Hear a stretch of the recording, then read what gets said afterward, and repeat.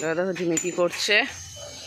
ওইখানে বিড়ালটা দেখেছে, বিড়ালটার সাথে মুখোমুখি কথা বলতে গেছিলো, দিয়ে এবার ঘুরতে গেল। দেখি এবার ডান দিকে যায় না বা দিকে যায়। ওইদিকে যাবি না, ওইদিকে যাবি না জিমি, ওইদিকে যায়। ওই নীল দরজাওয়ালার বাড়িটা দেখছো, ওই বাড়িটায় গিয়ে ঢু মারবে, দিয়ে ওখান থেকে বিস্কুট খাবে। এমন শয়তানিটা।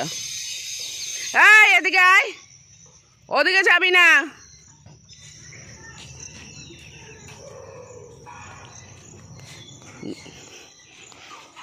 জিমি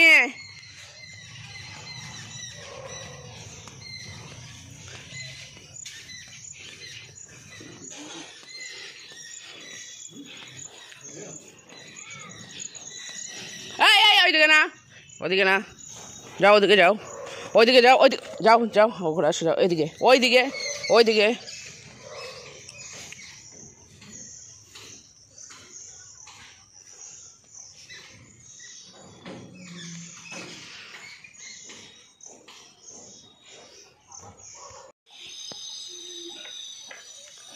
এখান থেকে দেখো আমাদের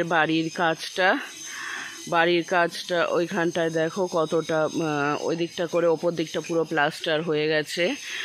আর এই দিকটায় দেখো ট্যাঙ্কিটাও ঘেরা হয়ে গেছে ওখানটা দিয়ে।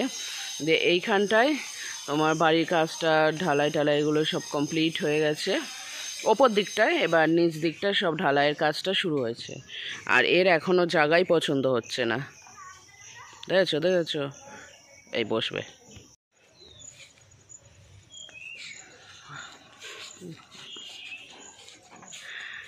হ্যালো বন্ধুরা, welcome back to Priyanka JoJo blog. তো কেমন আছো সবাই? আশা করি সবাই খুব ভালো আছো, আমিও ভালো আছি, আর সবসময় ভালো থাকবে। এই সকালবেলা জিমিটা কোথায়? ওখানটা এখন আসে, ওদিকে যা করছে। আর এদিকে দেখো এই যে বস্তা নিয়ে যাচ্ছে কাগজ কোরানিওয়ালা, এদেরকে দেখলে কুকুরগুলো যে কী বকে, জিমিও বকে, কীভাবে কে জানে বস্তায় করে ভরে নিয়ে যায়, এইভাবে হয়তো। তো এখন 8টা মতন বাজছে, আমার ব্লগটা শুরু করছি। জামা কাপড়গুলো কেচে নিয়ে এসেছি, বাইরে মেলবো এবার। একটু কটা মেলতে জিমির পেছনে আবার ছুটেছিলাম, জিমি অন্যদিকে চলে গিয়েছিল। কটা মেলতে জিমির পেছনে ছুটেছিলাম, দিয়ে এইবার এখনও জিমি যে আসছে, এখন ঘুরে দেখেছো আসছে। তো এই দেখেছো আস্তে দেখেছো, বিড়ালের কাছে স্টপেজ দিল। আয় এদিকে আয়, যা ঘরে যা।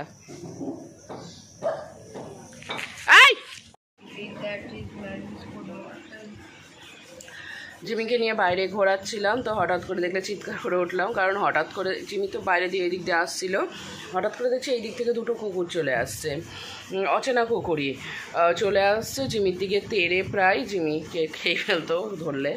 জিমি তত মারামারি করতে যায় না, ও খালি আল্লাদার পিরিচ মারতে জানে, আর খাই পুচনের সাথে করে। এইবার চলে আসছে, দিয়ে তখন ওই কুকুর দুটোকে ওই পাশের বাড়ির কাকু ওরা তাড়িয়ে দিল। দুটোই অচেনা কুকুর, কারণ এই পাড়ায় যে আরেকটা কুকুর আছে বলেছে না জিমি বেস্ট ফ্রেন্ড, ও জিমিকে কিছু বলে না, কিন্তু এই দুটো পুরো অচেনা কুকুর জিমির দিকেই তেড়ে আসছিল। তারপর জিমিকে ঢোকালাম আর কুকুর দুটো চলে গেল। তারপর আমি ভেতরে ঢুকলাম। কে? ও জিমির বেস্ট ফ্রেন্ড। না, জিমি ওকে পছন্দ করে না, কিন্তু ও জিমিকে খুব ভালোবাসে। জিমিকে দেখলে নাচ দেখায়, জিমির সাথে কবাডি খেলতে আসে। জিমিকে দেখলে ও কিছু করে না, বিরক্ত হয় না। আর ওটা অনেকটা জিমির মতনই দেখতে, জিমিকে ভালোবাসে, কিন্তু জিমি ওকে পছন্দ করে না, সহ্য করতে পারে না। আজকে দেখো এখানে রান্না হবে আলু আর কাঁচা কলার তরকারিটা বসিয়ে দিয়েছে মা, আলুটা ভাজা হচ্ছে, এদিকে হচ্ছে ভাতের মধ্যে কুমড়ো সিদ্ধ, আলু সেদ্ধ, পুচোনা জিমির জন্য। আর এইদিকে হবে হচ্ছে পুঁই শাকের ঘন্ট, ডিম রাখা আছে, ডিমের ঝোল হবে। আর ওইদিকে দেখতে পাচ্ছ বাটির মধ্যে রাখা আছে, ওটা হচ্ছে এই কাঁচা কলার খোসা। তো সেটাকে মা সিদ্ধ করে নিয়েছে কুচো করে, তো সেইটা এবার রসুন আর কাঁচা লঙ্কা দিয়ে দিল। এবার এটা বাটতে হবে, এটা বাটার পরেই তারপরে কড়াইতে তেল দিয়ে রসুন, কালো জিরে, একটু ফোড়ন দিয়ে, শুকনো লঙ্কা ফোড়ন দিয়ে ভালো করে নাড়লে, শুকনো করে নামালে দারুণ লাগে খেতে। তো বাইরে এসেছিলাম তুলসী পাতা নিতে স্নান টান করে, তো এসে না এই জিনিসটা দেখলাম, একটা জায়গায় কি সুন্দর থোপ মেলে আছিল, দারুণ লাগছিল দেখতে। তো আমি ভিডিও ক্যামেরাটা অন করতেই ওদের মধ্যে একটু চঞ্চলতা দেখা দেয়, একটু ছুটোপাটি শুরু করে। আর এই দিকে দেখো কুমড়ো গাছটা কি সুন্দর হয়েছে। তো এটাকে মা ঘিরে দিয়েছে ইট দিয়ে, যাতে কোনো কিছুতে নষ্ট করতে না পারে। তো দেখা যাক এটা কত বড় হয়, বড় হয়ে কুমড়ো দেয় কি দেয় না। আর এই দিকে দেখো আমিও এবার পুজো করতে বসে গিয়েছি। আমার পুজো প্রায় কমপ্লিট। পুজো টুজো কমপ্লিট করে তারপরে অফিস চলে যাব। তারপরে তোমাদের সাথে একদম অফিস থেকে এসেই দেখা হবে। অফিস থেকে আসলাম এক্ষুনি, আর আসার সময় নিয়ে এসেছি এই দেখো মিষ্টি দই, রেড কার্ড। এই দইটা খেতে না হেভি লাগে না, আমাকে রেড কার্ড কোনো প্রমোশন করার পয়সা দেয়নি, কিন্তু তবুও আমার এই দইটা খেতে এত ভালো লাগে আমি মাঝে মাঝে অফিসে কিনে খাই। তো তাই তোমাদের সাথে একবার শেয়ার করলাম। তোমাদের কার কার এই দইটা ভালো লাগে কমেন্ট করে জানাবে কিন্তু আমাকে। মানে বেশি দেরি করতে পারবো না, এবার গলে গেলে বা গরম হয়ে গেলে ভালো লাগবে না খেতে, চটপট খেয়ে নিই। এই জিনিসটা দেখো সেই দিন আমি কিনে নিয়ে এসেছি, মানে এইটা আমার মেয়ের এতটা পছন্দ যে যখনই ও মেলাতে যাবে এটা নেবেই। সেই বুড়বুড়ি ওঠে, এইগুলো আমি ছোটোবেলাতে মেলাতে গেলে খুব কিনতাম। দইটা খেয়ে ফ্রেশ হয়ে চলে আসলাম, নিজের জন্য 1 কাপ চা বানাবো। তো এই দেখো দেখতে পাচ্ছ 3টে লেবু। অফিসের এক কলিগ, তার বাড়িতে লেবু গাছে লেবু হয়েছে, অনেক লেবু হয়েছে, তো সে এনে অফিসের সবাইকে লেবু দিয়েছে। এগুলো কিন্তু কাগজি লেবু, দেখেছো কত বড় সাইজের, বেশ ভালো লাগছে। আর আমি তো টক খাই জানো, লেবু আমার প্রত্যেক দিনে খাবারে প্রায় থাকে, তো আমার তো বেশ ভালোই হলো। তো এইদিকে চাটা বানিয়ে নিলাম। প্রথমে একবার ভেবেছিলাম চায়ের মধ্যে একটু লেবু চিপে নেব, কিন্তু না, এটা তো অলরেডি লেমন হানি, এর মধ্যে আর কিছু এক্সট্রা অ্যাড করব না। তাই গরম জল করে এর মধ্যে এটা টি ব্যাগটা দিয়ে এটা এখন ভিজিয়ে রেখে দেব, তারপরে একটু পরে খাবো।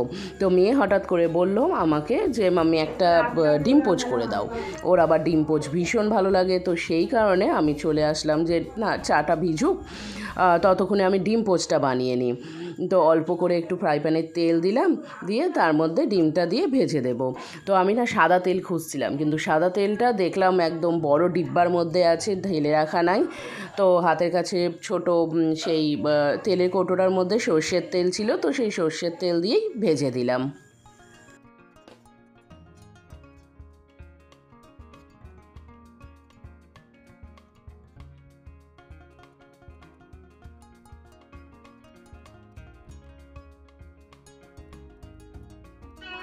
রাত্রে রুটি হবে, তাই মা এখানে আটা মাখছে। রুটিটা অবশ্য বাবা মা আর জিমির জন্যই হবে, আর আমি আর পুচুন ভাত খাবো। তো আমাদের ভাত রেডি। তো চলো তাহলে আজকের ব্লগটা এখানেই শেষ করছি। সবাই খুব ভালো থেকো, সুস্থ থেকো। আজকের মতন টাটা।